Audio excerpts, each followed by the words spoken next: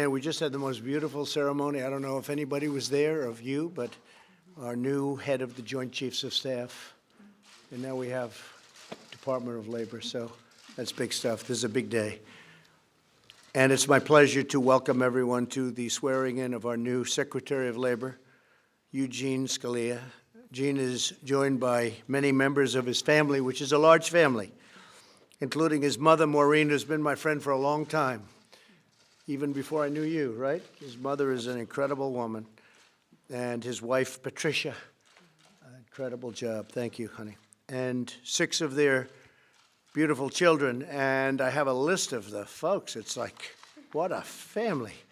So you have Maureen, who a lot of the people in this room know, from the standpoint even of the media. You have Patricia, who is a very powerful person of the family, namely the wife. The wife is always powerful, or in some cases, right? But in this case, this one is super powerful, right? Antonin Scalia's son, Antonin. We have Megan Scalia, daughter. Bridget Scalia, daughter. Luke Scalia, son. Erin Scalia, daughter. Isabella Scalia, daughter. That's pretty impressive. John Scalia, brother. Catherine Courtney, sister. Mary Claire Murray, sister. Reverend Paul Scalia, who many of the folks know in the room, most powerful man by far in the room. Reverend Paul Scalia, brother. Christopher Scalia, brother. Margaret Scalia Bryce, sister. Christy S. Larson. Oh, wow. Father-in-law. Susan Larson, mother-in-law. That's powerful. That's powerful stuff. That's a great family. And as you know, this was just happened, confirmed as the 28th Secretary of Labor on September 26th by a very substantial vote in current politics. Some people would say, gee, that was close. 53 to 44. I call that a landslide. In this administration, I call it a landslide. Eugene Scalia is one of the most qualified people ever confirmed as Secretary of Labor. He will use his skills as he has over the years, and he's built an extremely distinguished career to fight and win for the American workforce. He's a tremendous lawyer, a tremendous talent, one of the best anywhere in our country. He earned a bachelor's degree from University of Virginia and went on to the University of Chicago Law School, where he was editor-in-chief of the Law Review.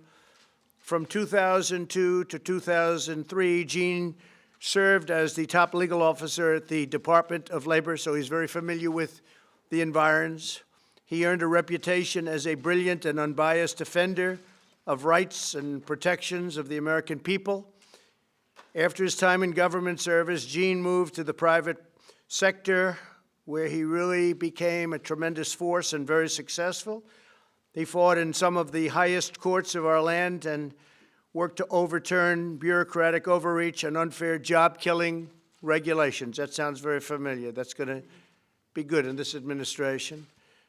As he returns to the Department of Labor, Gene will use his wealth of experience to continue our bold regulatory reduction campaign. Most importantly, he will always put American workers first. I know that very well. That's what he's done his whole life. And your father's looking down right now. Your husband's looking down right now, and proud as can be. You know that. You understand that. He's looking down, and he is beaming.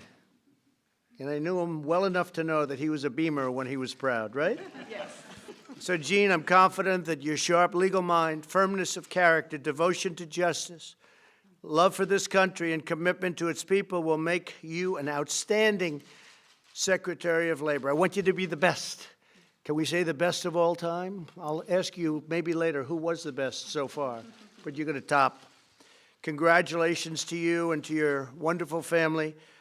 And I'd like to now have Gene just say a few words, and then we'll ask Vice President Pence to administer the oath of office. And thank you all for being here. This is a very important day. Thank you very much. Thank you.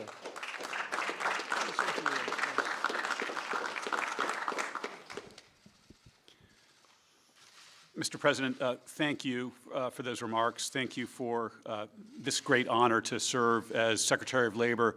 And thank you for what's also a great opportunity as well to hold that position in this administration. with a president who's willing to try things that are different, not necessarily conventional, and as you remarked a moment ago, prepared to fight for things that he considers are important for the American people. You offered this job to me back in July in this office, and in that meeting you expressed to me your commitment to American workers and to our economy, and I will bear those words in mind every day that I serve as Secretary of Labor. I also want to thank the President for the kindness that he has in fact shown my mother since even before his inauguration. It's a story few people know. I'm fixing that right now, I think.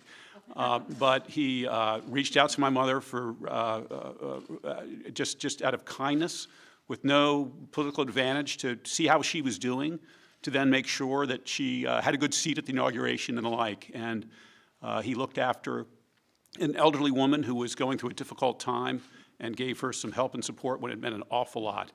And we're very grateful.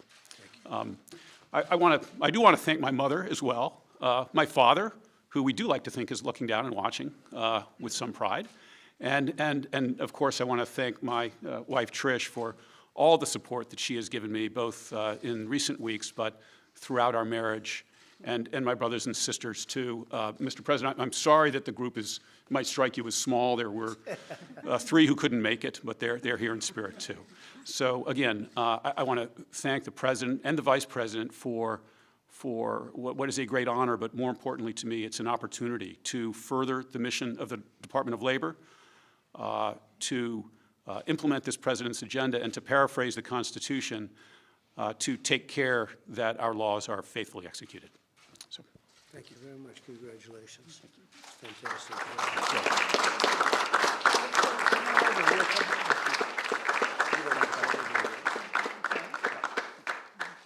Let's go over.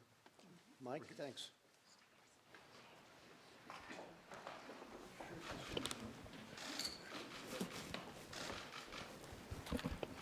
Place your left hand on the Bible, raise your right hand, repeat after me.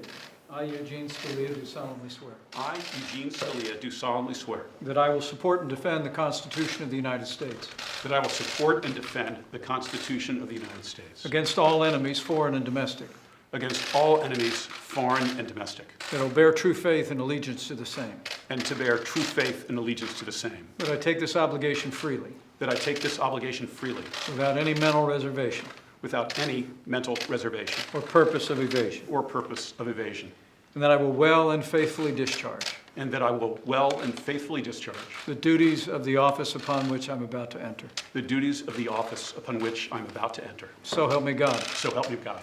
Congratulations, Mr. Thank you. Secretary.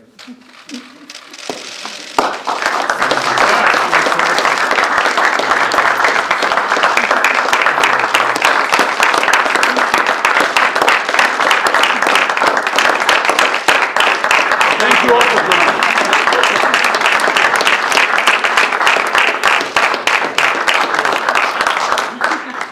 Thank you very much, everybody.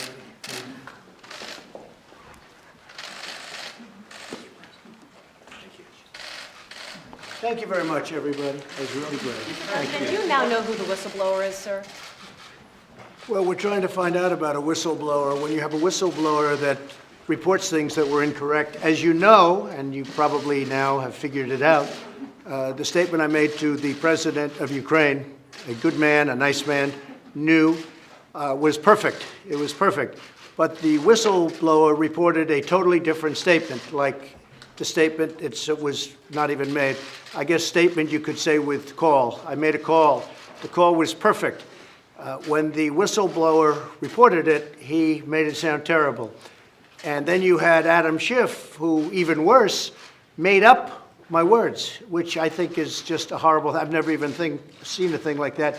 Adam Schiff, representative, congressman, made up what I said. He actually took words and made it up. The reason is when he saw my call to the president of Ukraine, it was so good that he couldn't quote from it because there was nothing done wrong. It was perfect. So Adam Schiff decided, I can't let this happen. So let me make up. Do you ever hear of this one, Gene? Do you ever hear of a thing like this? So Adam Schiff made up a phony call, and he read it to Congress, and he read it to the people of the United States, and it's a disgrace. This whole thing is a disgrace. There's been tremendous corruption, and we're seeking it. It's called Drain the Swamp. There's been corruption on the other side. There's been corruption like you've never seen. Now, the new president of Ukraine ran on the basis of no corruption. That's how he got elected. And I believe that he really means it.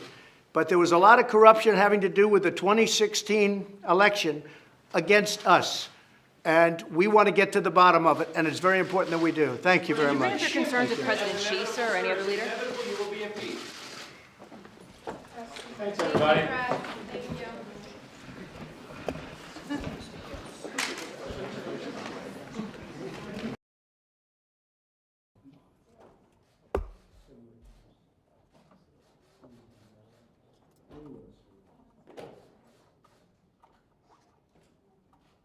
Well, this is a very big day. We just had the swearing in. We just had the